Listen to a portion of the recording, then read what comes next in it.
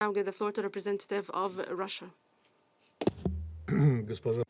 Madam President, the Russian Federation was compelled to abstain in the vote on the draft Security Council resolution extending the mandate of the UN's assistance mission in Afghanistan.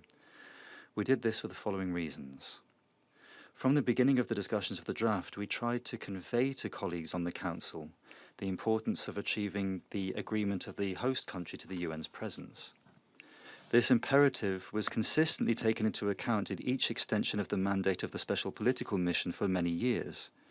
However, this time, the reference to it met with opposition from those who, for all of these years, have continued irresponsible politics in Afghanistan, not helping to resolve the pressing issues, and ultimately throwing the population to the whims of fate.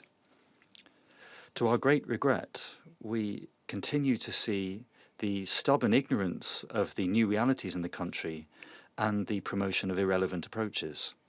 Ultimately, the whole responsibility for resolving this situation, as well as the possible risks connected with it, falls wholly and entirely to UNAMA.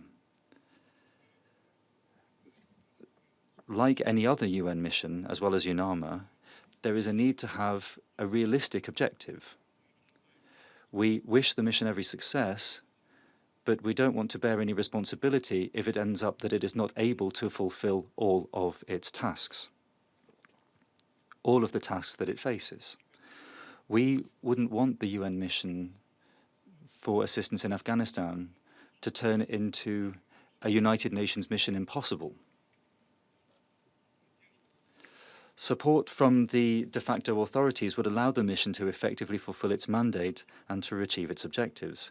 Furthermore, these conditions would be a guarantee of the security of UN personnel, giving them the possibility to have access to those regions which have been literally closed to them 7 months ago. Finally, it's important for a more substantive cooperation between the Special Political Mission and the Taliban authorities, which we regularly hear about in discussions of the situation in the Council. The lack of all of this in the resolution may jeopardize the effectiveness of the mission in achieving its mandate. On the whole, might undermine international efforts to stabilize the situation.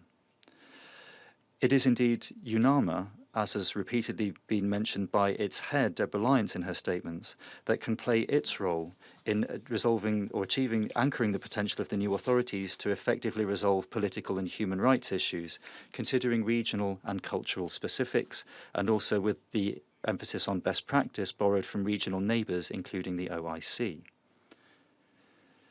The steps that have been taken towards cooperation with the Taliban leadership in this direction would enable us to lay the foundation for national reconciliation. Madam President, in the work on the text, we have been guided by the interests of Afghans first and foremost.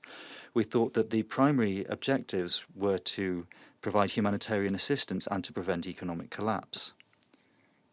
Where there is a full paralysis of the banking system, a crisis in liquidity, and restrictions, the quick resolution of these issues without any preconditions and provisos is extremely important.